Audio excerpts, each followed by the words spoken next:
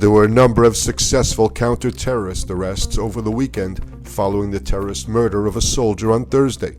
On Friday morning, Israeli forces in Nablus killed 2 armed Palestinians accused of a recent shooting attack.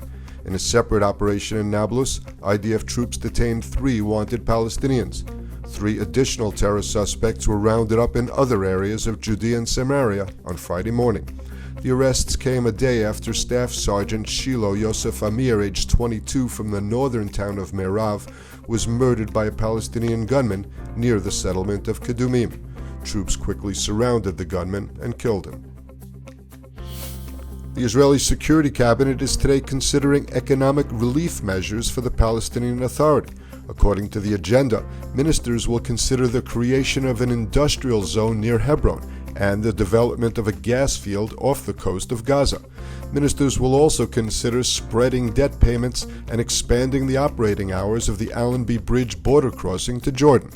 The meeting was scheduled after the defense establishment recommended that Israel take steps to strengthen the PA or face its potential financial collapse.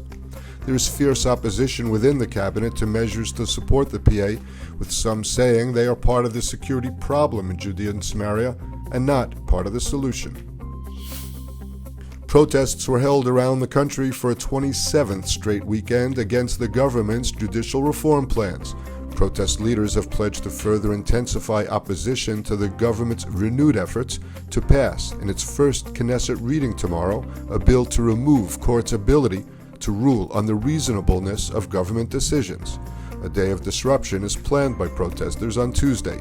An estimated 140,000 people took part in the largest protest in Tel Aviv, with tens of thousands more in other locations. So, we know the news is volatile and fast-paced, and we wanted to let you know that ILTV's new app is now available. So if you want to stay connected to the latest news from Israel, the Middle East, and the Jewish world, download our app now on all your devices. It's available in the App Store for both Android and iPhone.